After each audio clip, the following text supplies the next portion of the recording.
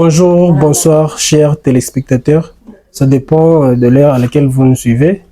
Nous allons parler aujourd'hui sur un thème intitulé Dieu. Nous soyons lancés Mungu. C'est un thème, il est tout assemblé avec les téléspectateurs. Parce qu'aujourd'hui, nous voyons plusieurs. Ils se disent, nous avons un Dieu, nous avons des dieux. Alors, nous devons d'abord savoir quel est le vrai Dieu ou bien qui est le vrai Dieu. Qui est le vrai créateur, qui est le vrai sauveur.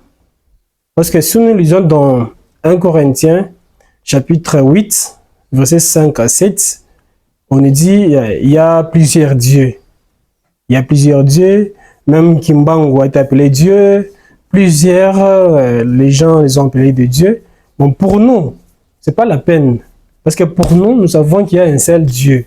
Si nous lisons toujours 1 Corinthiens, chapitre 8, versets 5 à 7, même s'il y a plusieurs dieux, ce sont des faux dieux. Pour nous, il y a un seul Dieu. Le Dieu là, il prend plusieurs formes. C'est le Dieu là qui a créé toutes choses. Toutes choses ont été créées par lui. C'est le Dieu là qui a pris la forme du Fils qu'on appelle Jésus-Christ. C'est pourquoi aujourd'hui, tout celui qui doit croire que Dieu existe, selon Hébreux chapitre 11, versets 5 à 6, doit croire aussi que Jésus-Christ, c'est aussi Dieu.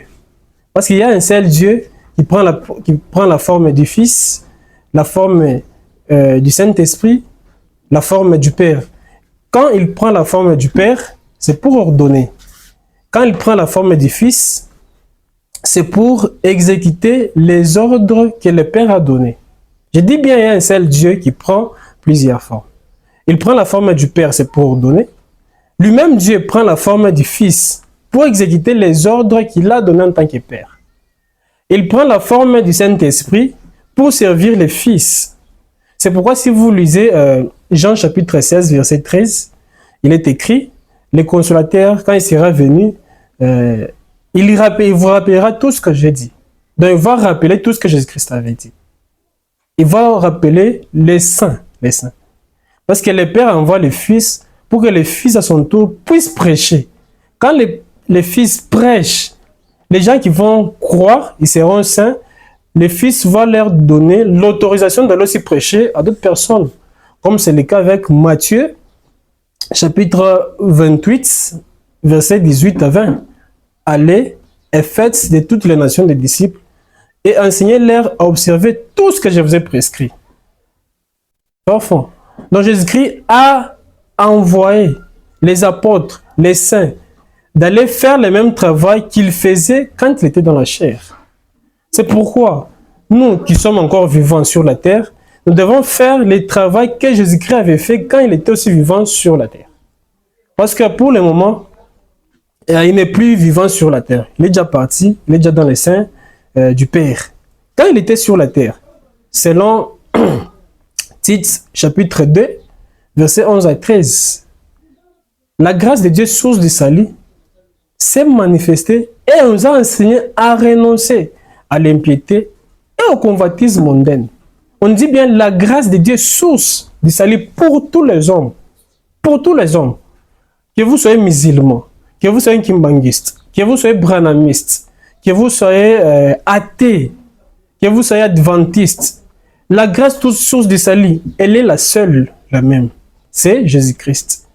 Si vous ne croyez pas en Jésus-Christ, donc vous refusez cette grâce source du salut. Déjà, c'est un grand danger. C'est un grand danger. Si vous refusez Jésus-Christ, nécessairement, vous devez refuser l'existence de Dieu. Or que si vous refusez l'existence de Dieu, vous niez même la création. Parce que si vous lisez dans Romains chapitre 1, verset 19, on dit que la grandeur, la puissance de Dieu se voit à l'œil nu. Tout ce que nous voyons, pourquoi les astres ne tombent pas? C'est la puissance de Dieu. Vous allez me dire que les astres sont dans les vides, soleil, lune et autres sont dans les vides, raison pour laquelle ils ne tombent pas. Mais c'est la puissance de Dieu qui est là. Vous allez me parler des Big Bang, Big Bounce, Big Freeze, Big Rip.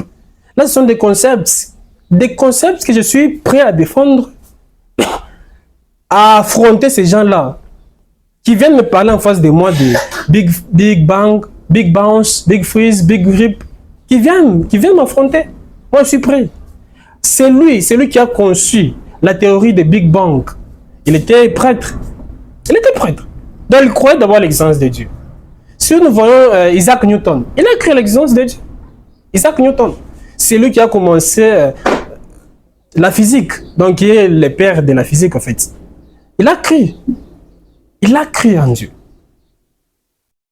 Le père de Big Bang, de la théorie de Big Bang, il a cru en Dieu. Maintenant, vous les athées, à quoi bon de ne pas croire en Dieu? Vous êtes dans l'obligation de croire en Dieu. Dans l'obligation. Parce que vous copiez la théorie de celui qui a cru en Dieu. De celui qui était prêt. Même quand il a donné cette théorie, on dit bien théorie. Il s'est basé sur ce qui existe déjà. Il n'a pas donné la source. Il n'a pas donné la source. Je vais poser une seule question. D'où vient la Big Bang? Plutôt, d'où vient le Big Bang? Cette boule provient d'où? La boule appelée Big Bang. Ça provient d'où? Personne sur la Terre ne peut me donner la provenance. Personne sur la Terre. Personne, dans le monde entier. Personne ne peut me donner la provenance de la boule appelée Big Bang. Si vous croyez en cette théorie, sachez que c'est Dieu qui vous a même donné l'intelligence de croire en ça. Si vous croyez que cette théorie existe, si vous croyez que la boule là a existé, donc c'est Dieu qui l'a créée. C'est Dieu. Raison pour laquelle, nous qui sommes ministres de Jésus-Christ, nous devons enseigner aux gens qu'il y a un seul Dieu, le Père de tous, de qui viennent toutes choses, selon 1 Corinthiens chapitre 8, verset 6. Un seul Dieu. Le Dieu là, il prend plusieurs formes, comme je l'ai dit. Il a pris la forme du Père, c'est pour ordonner. La forme du Fils, c'est pour exécuter les ordres qu'il a donnés en tant que Père. Et la forme du Saint-Esprit, c'est pour servir les Fils. C'est pourquoi aujourd'hui, tout celui qui croit aujourd'hui dans la nouvelle alliance, doit vivre sans péché. Pourquoi? Parce qu'il est dans les temps de la perfection. Il a le Saint-Esprit en lui. Il ne peut jamais pécher.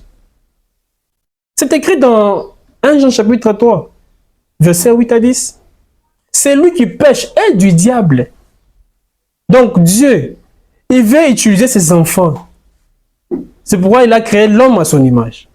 Même nous qui sommes saints, nous sommes à l'image de Dieu. Parce que nous sommes saints, justes et parfaits. Nous sommes à son image. Maintenant, vous qui péchez, vous êtes à l'image de qui? À l'image du diable. Est-ce que vous êtes saint? Non. Vous êtes juste? Non.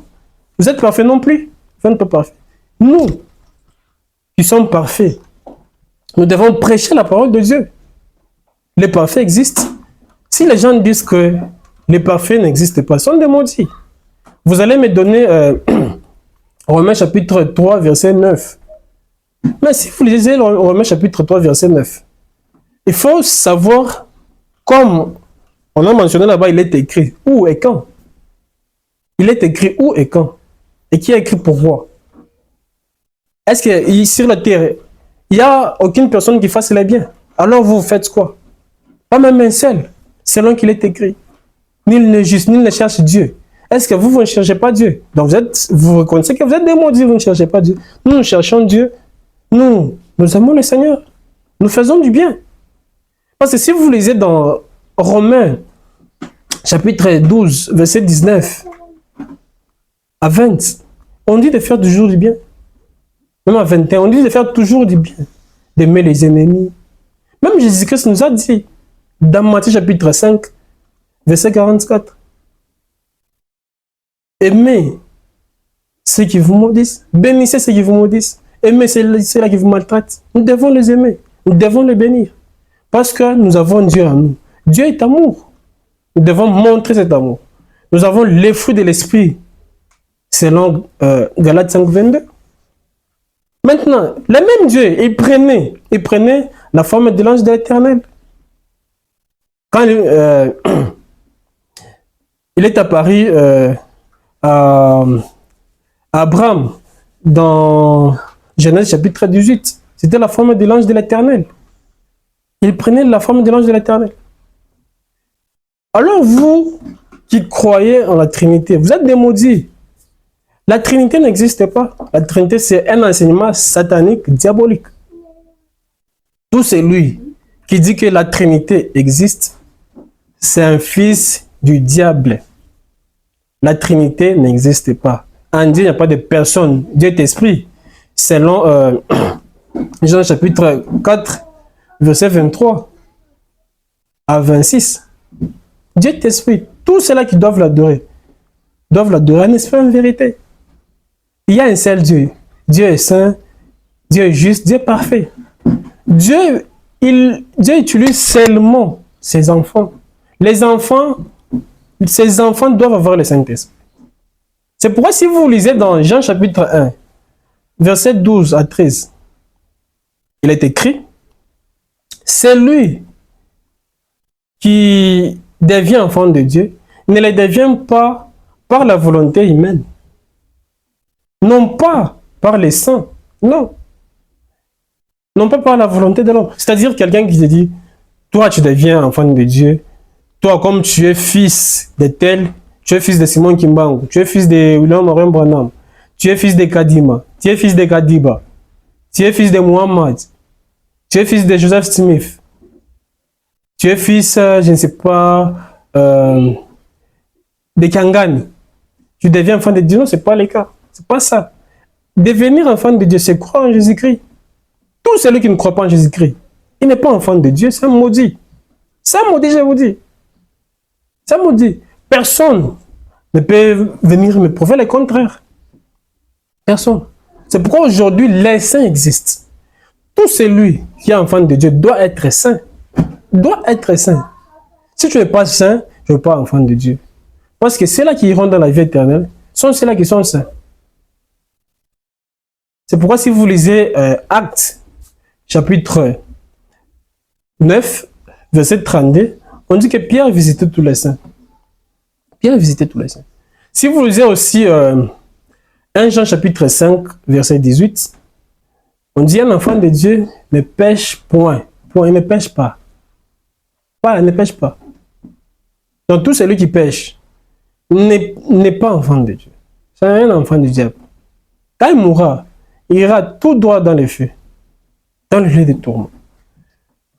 Nous vous invitons à aimer la parole de Dieu. Je ne vous supplie pas. Je vous invite juste, si vous voulez aimer. Dans les cas contraires, n'aimez pas. C'est votre décision. C'est votre décision. Parce que vous devez avoir la bonne volonté, la bonne décision pour croire en Jésus-Christ. Si vous n'avez pas la bonne volonté, non plus la bonne décision, vous n'allez pas croire en Jésus-Christ. Raison pour laquelle, dans Matthieu chapitre 3, versets 7, 8, 9, Jean-Baptiste, quand il a vu les pharisiens et sadducéens, il leur dit, « Race de vipères, qui vous a appris à fuir la colère à venir? Produisez donc du fruit digne de la repentance. Et ne prétendez pas dire en vous-même, nous avons Abraham pour père. Car je vous déclare que de ces pierres-ci, Dieu peut susciter des enfants en Abraham. Déjà la cognée est mise à la racine des arbres. Tout arbre qui ne produit pas les bons fruits sera coupé et jeté dans les feux. » C'est un peu ça. Maintenant, si vous lisez aussi Philippiens chapitre 2, verset 5, qui dit ceci. « Et en vous les sentiments qui étaient en Jésus-Christ, lesquels, existant en forme de Dieu, n'a pas regardé comme une poire arrachée d'être égal avec Dieu, mais s'est dépouillé lui-même, en prenant une forme de serviteur, en devenant semblable aux hommes, et ayant paru comme un simple homme. S'est dépouillé lui-même, se rendant obéissant, jusqu'à la mort, même jusqu'à la mort de la croix. C'est pourquoi Dieu l'a souverainement élevé et lui a donné un nom qui est au-dessus de tout nom. C'est pourquoi le nom de Dieu, c'est Jésus-Christ. Même si vous lisez dans Matthieu chapitre 28, versets 18 à 20, il est écrit, « Allez, et faites de toutes les nations des disciples, les baptisant au nom du Père, du Fils et du Saint-Esprit. » Le nom là, c'est au singulier. Au nom du Père, du Fils et du Saint-Esprit. C'est quel nom? Quel est ce nom? C'est Jésus-Christ. Parce que dans Philippiens 2, versets 8 à 10, on dit, c'est pourquoi Dieu l'a souverainement élevé et lui a donné un nom qui est au-dessus de tout nom. Donc, le nom qui est au-dessus de tout nom, c'est Jésus-Christ. C'est ça même le nom qui est dans Matthieu chapitre 28, 18 à 20. Allez et faites de toutes les nations des disciples, les baptisant au nom du Père, du Fils et du Saint-Esprit. Les noms là, c'est Jésus-Christ. Et enseignez-leur à observer tout ce que je vous ai prescrit. Tout ce que nous enseignons, c'est ce que Jésus-Christ nous a prescrit. Si vous n'enseignez pas ce que Jésus-Christ nous a prescrit, comme c'est écrit dans Actes chapitre 2, verset 42, il persévérait dans l'enseignement des apôtres. Donc vous, vous êtes des maudits, vous n'êtes pas dans l'enseignement des apôtres. C'est pourquoi, si vous lisez aussi 2 Corinthiens chapitre 11, verset 4, vous allez vous rendre compte que vous avez un autre Jésus. Les Kadimos, les Branhamistes ont un autre Jésus, pas le Jésus créateur. Les Ngimanguistes ont un autre Jésus, pas Jésus créateur. Les Adventistes ont un autre Jésus, pas Jésus créateur. Les témoins de Satan, appelés témoins de Jéhovah, ont un autre Jésus, pas Jésus créateur. Les musulmans ont un autre Jésus, pas Jésus créateur. Voyez-vous, les catholiques, n'en parlons même pas. Les méthodistes, ce sont des maudits, un autre Jésus. Pour le moment, je vous dis qu'il y a un seul Dieu, selon 1 Corinthiens chapitre 8, versets 5 à 7. Je vous dis bye et à la prochaine.